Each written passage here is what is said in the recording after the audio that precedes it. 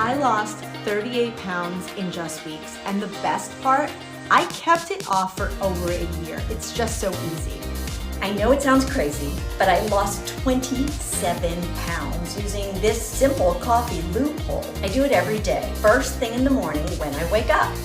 I struggled with my weight my whole life, but after learning how to lose weight with coffee, I lost 130 pounds without even working out. I never had enough willpower to stick to a diet, but thanks to this, I can eat whatever I want and still lose weight.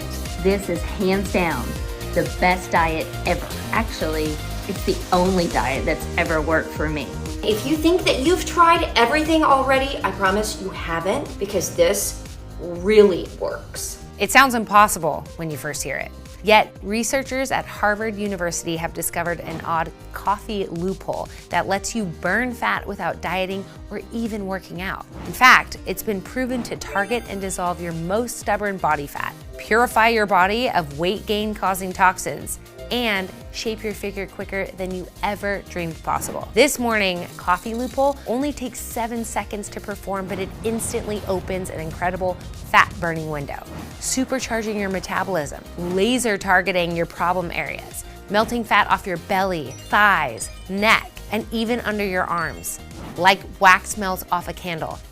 And study after study has already shown the more you perform this 7-second coffee loophole, the more fat you'll burn, and the easier it will be to keep the weight off forever. It works no matter how many times you've tried to lose weight and failed in the past. Because once you've turned up the heat on your metabolism using this simple coffee loophole, you can eat all the pizza, candy, bread, pasta, burgers, ice cream, and literally anything else you want without fear, without guilt, and without gaining a single pound, just like skinny people do. Now, I know you might be feeling skeptical right now, and that is a good thing, because I don't want you to just believe me. I want you to listen to the incredible, undeniable scientific proof and decide for yourself. Because what you learn in the next 3 minutes is going to shock you and change everything you thought you knew about why you gain weight so easily, and reveal the real reason your metabolism has slowed to a crawl as you've gotten older, and how to reignite it so you can eat whatever you want and still be in the best shape of your life, just like when you were a kid. And no matter what lies you've been told before, the truth about rapid permanent weight loss has nothing to do with your diet, hormones, carbs, or any other flavor of the month weight loss fad. Instead, it's all down to this strange fact about this incredible coffee loophole over 33,000 men and women all over the world have already used to lose everything from a measly 10 pounds to an incredible 148 pounds faster than you ever thought possible. It's a ritual that takes all of 7 seconds, and one that works no matter if you're 20 years old to 90 years old, have 10 pounds or 100 pounds to lose, or have struggled with endless yo-yo diets in the past. None of that matters. Best of all, it works no matter what coffee you like, whether it be light roast or a dark roast, lattes, espresso, cappuccino, frappuccino, macchiato, you name it. And make it however you like, at home or from your favorite coffee shop. This simple 7-second coffee ritual makes burning off even your most stubborn fat stores effortless. So you might be wondering, how can something so astonishingly simple work this unbelievably well? Well, that's what I'm so excited to share with you today, because it's unlike anything you've ever seen before. Like I said, it has nothing to do with useless fat-burning shakes, probiotics, green drinks, smoothies, or anything else like that. It doesn't require starting any new exercise routines. Instead, it works by targeting the real root cause of excess body fat, something which has nothing to do with your gut bacteria, liver, hormones, age, sleep schedule, willpower, or even your metabolism as you were taught to understand it. Instead, it all comes down to your fat cells' circadian rhythm, something which was recently discovered by an elite team of UK scientists who, for the first time in history, solved the biological riddle of how to trigger effortless fat burning. I'll show you all of the science behind their discovery in just a minute, including why most scientists are now calling it the missing piece of the weight loss puzzle. What's more, this simple coffee ritual will give you calming, long-lasting energy all day long and keep your mind sharp to boost brain function, increase creativity, and fill you with newfound joy. So please stick with me to the very end, because when you see that number drop on the scale just 1 week from now, I know you'll look back and thank God that you decided to listen to this presentation. So let's dive right in. Hi, my name is Christy Rivers. I am not a doctor, scientist, or some Harvard egghead. I am just a normal gal who lives in a suburb of Akron, Ohio, with my husband Scott and our 2 kids, Joseph and Isabel. For the last 30 years, I've worked in the district clerk's office, which means I oversee all of the planning, coordinating, and decision-making for our little office. It also means that I've seen firsthand all of the chaos caused when schedules become mixed up or timelines get interrupted. And as you'll see in a moment, that's actually a very close metaphor to what can happen inside our bodies. But at first, I didn't know all of this. I was just happily married to my husband. We both say that we fell in love with each other from the moment we met. And it's true. We've always just had this special, unexplainable bond. The kind of bond our friends used to tease us for as we'd spend hours together just talking and laughing at our little inside jokes. I loved our life together. In fact, I still remember our honeymoon in Hawaii when we hiked to a waterfall together. Once we finally made it, we crashed on the ground, totally exhausted and laughing like love-crazed teenagers. We spent hours there just staring at the sky and dreaming about our future life together. With the birds chirping and the sun shining and the faint smell of hibiscus, it felt like our own little slice of paradise. Little did I know that just around the corner, something was waiting to rip the rug right out from under us. See, after I got pregnant, I put on a few pounds, which is pretty normal, right? And since I was pretty healthy and active, it really only took me a few months to lose all the weight. But then I got pregnant again, and that's when everything started to change. This time, the weight didn't come off, and it didn't matter how hard I pushed myself either. Every morning, I'd get up, grab a pair of old beat-up tennis shoes, and I'd run laps around the block. I'd skip breakfast, and at night, I'd choke down salads and dried chicken breast. What did I get from all this work? Not much besides feeling sore, tired, and hungry all the time.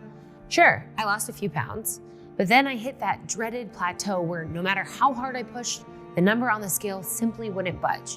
After a few weeks of this, obviously, I became pretty frustrated. So, of course, I'd just fall back into that old yo-yo cycle where I'd find myself standing there in the dim light of the refrigerator, feeling as ravenous as an island castaway, and stuffing my face until the weight just came rushing back. I'm sure that's something a lot of us can relate to. And it didn't matter what new fad diet or innovative workout I tried either. Vegan, juice fasts, intermittent fasting, Atkins, low carb, low fat. I tried everything. Inevitably, I'd hit the same wall again, over and over and over. My frustration turned to disappointment, which turned to depression. I felt like my body had betrayed me. I felt my confidence had slipped away. And worst of all, I felt like a failure. Eating became just another way to mask the pain. And I isolated myself because I didn't want others to see my body. I even stopped undressing in front of Scott. I didn't want him to see what I had become, what I was stuck with, what he was stuck with. I didn't want to feel unloved. So our once passionate sex life dwindled to nothing. And for the first time ever, I felt what it was like to lose that desire to live. So believe me when I say I understand what it feels like to be overweight. I know what it's like to go to the gym, eat squeaky clean, still get nowhere, and feel like you're being dragged further and further away from the life you truly want. Nobody sees all of your tears, sweat, and painstaking effort, or the little humiliations and constant put-downs you get from others, even from doctors. Not to mention all of the unsolicited diet advice from people who have no clue what they're talking about, but it all adds up, slowly whittling away at your very soul until you feel ragged and exhausted. It felt like my big happy dream of having a beautiful family and a faithful husband was being swallowed up by some black hole. I didn't even feel worthy of it. Little did I know, it was about to get worse. It all started with a letter I received in the mail. An old high school friend invited me to her wedding and asked me to be in her bridal party. Honestly, it was the last thing I felt like doing. Standing up there on the stage side by side with a bunch of skinny, gossipy women from my high school. But I was really good friends with the bride, so I agreed. Of course, I'd have to drop a couple of sizes to fit the dress. But with the wedding a few months off, I felt confident that I could do it. That if I just pushed hard enough, starved myself enough, concentrated enough, surely I could get my body to do what I wanted it to do. I had to do it. I just had to. So I worked as hard as I could over those next few weeks. I barely ate. I counted everything I ate like some kind of crazed caloric accountant. I just hoped that every miserable, sweaty workout would pay off. But when I finally went to try on the dress a few weeks before the wedding, it didn't fit. I felt devastated, but I still had time before the wedding and maybe I could make it happen.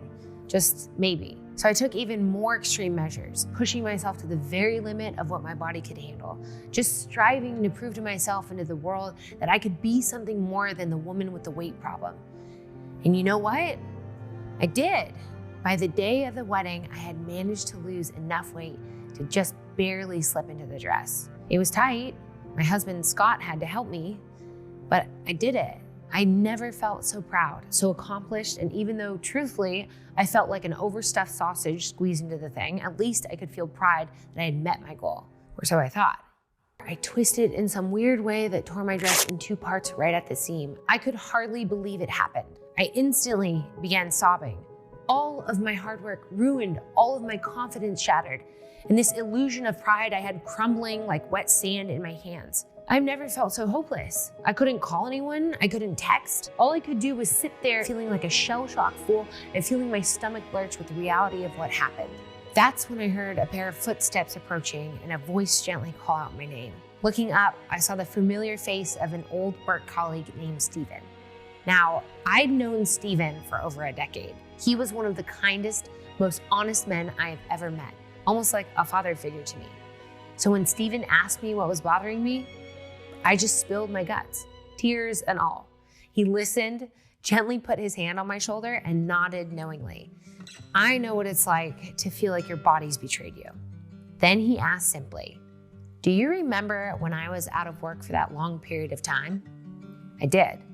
Well, I didn't tell anyone, but I was sick. In fact, most doctors thought I was close to death. To tell you the truth, I probably would be dead if it wasn't for this man. He put a wrinkled business card into my hand. "This is the man who saved my life," Steven said. "He's one of the most brilliant doctors I've ever met, and I believe he can help you." I read the card, Mr. Hoffman. With that, Steven smiled, shook my hand, and walked back to the party. I sat there, holding that card. The whole thing felt so bizarre. Who the heck was this Mr. Hoffman guy? I didn't know. But something about the conviction in Steven's eyes told me I should take it seriously. After all, what did I have to lose? A week later, I walked into the researcher's office for the first time. Truthfully, I didn't know what to expect. It had taken me 5 calls and 7 emails to finally get an appointment with him. Mr. Hoffman isn't taking appointments right now, the receptionist had told me. But nobody's ever been as persistent as you.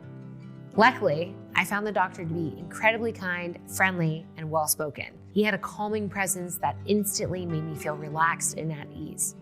After some brief hellos, he told me a little bit about his story. How he'd served as an army surgeon, graduated medical school, and ended up working for some of the largest pharmaceutical companies in the world to test new drugs and breakthrough treatments. But after climbing the ranks, he became discouraged.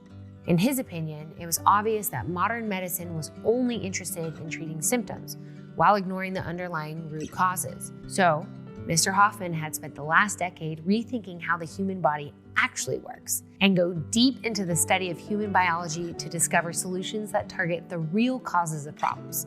Recently, he turned his attention to what he considers the biggest health crisis in the world: our expanding waistlines, bulging bellies, and excessive weight gain. And that's when he made a shocking discovery.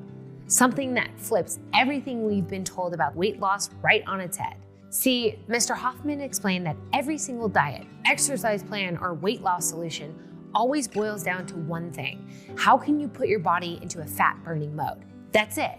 Everything you've heard about metabolism, gut health, or trapped fat all comes down to this one question. How can you make your body into a fat-burning mode? According to Mr. Hoffman, here's what everyone gets wrong. See, every failed weight loss solution always has one thing in common. They try to force your body to enter this fat-burning mode. But just like a stubborn toddler who pushes back the more you try to get them to listen, something I understood all too well, your metabolism pushes back as well. Let me explain, Mr. Hoffman said. Take the most common weight loss advice you hear. Eat less, move more. Who hasn't heard that before? It's probably what most doctors will tell you. Now, the whole idea of eat less, move more is that you burn more calories than you eat. then you can force your body to start burning off fat stores for energy, which makes sense, right? But here's the problem. Once you start eating less, your metabolism slows down too. So it doesn't matter how little you eat, your body won't burn fat. Scientists call this the fat paradox, because by dieting, you're actually training your metabolism to slow down. This isn't even controversial science, Christy, Mr. Hoffman said. He explained how one 2006 study looked at the effect of this eat less, move more advice for more than 48,000 women. And after 7 years of that strict eat less, move more approach, the woman only lost an average of 2.2 pounds. 2.2 pounds in 7 years. Incredible, right? That's about as much as you can gain back in a single weekend. More recently, a 2021 study published in the American Journal of Clinical Nutrition by Harvard Medical School scientists said flat out about the eat less, move more advice. Few people achieve clinically significant weight loss over the long term with this approach. Does it get any more clear than that? The most common weight loss advice, we're told, is doomed to fail because it's trying to force your body to do something it doesn't want to do. Fad diets like keto or intermittent fasting aren't much better. Take keto, for instance. The whole idea behind it is that you can force your body to burn more fat stores simply by making it run on fats 24/7. That's what ketosis means. But here's the problem. Not only is keto hard to follow, heck, most people say that giving up carbs is harder than quitting smoking. And not only is it so strict that just one tiny error can ruin all of your progress, but ketosis is also not your body's natural state. No, the human body loves carbs. It was designed to run on them. Instead, keto is a starvation mode used as a kind of backup state for whenever our ancestors didn't have enough food. So forcing your body into this artificial starvation mode is like trying to run your house on a backup generator when you're already plugged into the power grid. It's completely backwards. That's why keto isn't the best sustainable weight loss method. And it's why it can lead to so many issues like fatty liver, swollen gouty toes, or even more deadly problems like acidosis. So I knew I had to discover a totally new approach. One that began with the simple question, how can we work with, not against, our body's natural fat burning potential? So what's the answer then, I asked him. It's simple, he said. Your fat cell circadian rhythm. I must have looked confused. Fat cell circadian rhythm? What did he mean by that? Luckily, Mr. Hoffman explained it to me. Look, everything in life has a natural rhythm, an ebb and flow. The sun rises and sets, the waves go back and forth, and humans sleep and wake. So why would our fat cells be any different? Well, they aren't. He pulled out a study and plopped it on my desk. It was a 2019 study with the title, Fat Cells Work Different Shifts Throughout the Day. Mr. Hoffman explained how nobody had ever thought to look at the circadian rhythm of fat cells. But all that changed in 2019 when a group of UK scientists showed for the first time that fat cells do indeed have their own circadian rhythm. And it's actually a big deal. That's because this circadian rhythm controls everything about our metabolism.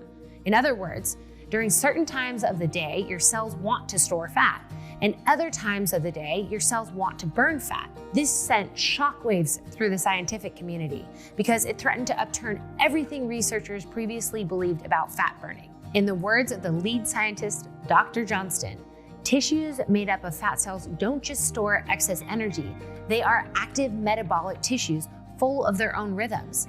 And this is the first time that we have been able to identify such rhythms in human fat. Now here's why this is so exciting. These researchers discovered that every fat cell has a total of 727 circadian rhythm genes that control metabolism, and that these genes control 5 cellular fat clocks that determine when our body stores fat and when our body burns fat. Mr. Hoffman flipped to a page of the study filled with a bunch of graphs. It's a little hard to see, Mr. Hoffman said, but these graphs show that all 5 of these fat cell clocks peak right around the same time. This means that we all have a specific metabolic window where burning fat is effortless. However, if you try to burn fat outside of this window, it's like pushing against a locked door. You'll get nowhere. Do you see why this is such a breakthrough? Mr. Hoffman asked. It flips everything we thought we knew about diet and exercise right on its head.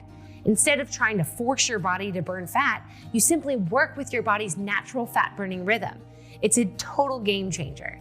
I felt my heart race as light bulbs began to go off in my head. Everything Mr. Hoffman said made so much sense. But still, I had questions. Mr. Hoffman, this all sounds